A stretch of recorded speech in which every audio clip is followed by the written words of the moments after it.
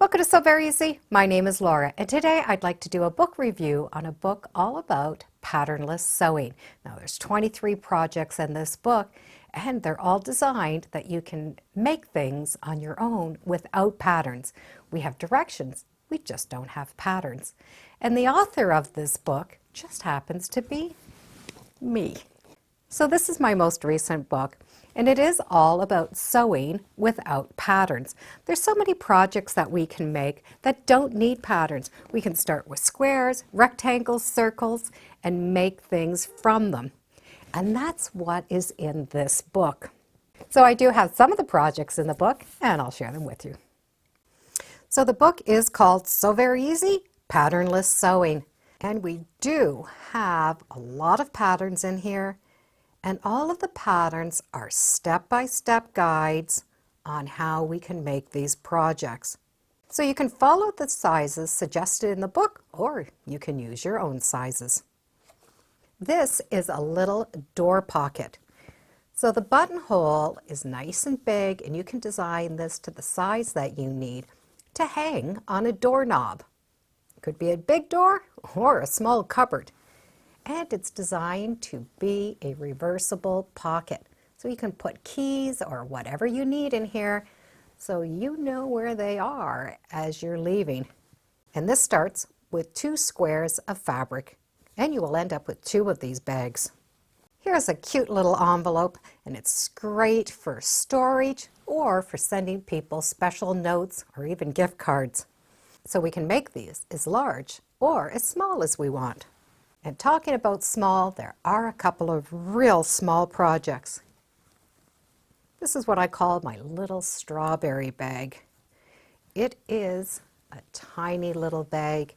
It fits a thimble and a little spool of thread or a little piece of jewelry. And this also can be made in any size. Needle keepers or needle books are always fun. And we do cover how to make a whole pile of these at one shot. Lanyards are always fun, and they're even better when we have a lanyard with a real tape measure on it. So it doesn't matter the size. We cover how to make this and put that actual tape measure on it. Storage containers are always handy to have, and they're even better when we can hang them up. And this whole bag all is around your hanger. So it depends on what size hanger you have, you're going to be able to make this reversible bag. So there's no looking for the right hanger. You get to start with your favorite one. And there's lots of places that we can hang this up in. Sometimes simple ideas work out great. Here's a design of a bag that hangs up so we can put rolls in it, like rolls of interfacing or even towels. So we can hang this over a door on a hook. And there's absolutely no fabric wasted with this pattern. And it is also reversible. I do like to make do, so I do have a pattern for these bags that are made from cut-off jeans. So the size of bag will be determined by the size of the cuff of pants. We do have a roll that we can keep our quilt squares on it with a hidden pocket. A work cap that could be used as a scrub cap or just a cap to keep your hair clean when we're working, and it only takes 2 fat quarters and no pattern. Really easy sewing. If you have a sewing machine that needs to be covered, the book does cover how to make your own cover that's customized for your machine. So it will not look like this, but it will fit your machine. And if you like using up your scraps, this is a great project for scraps. It's reversible and really quick to make.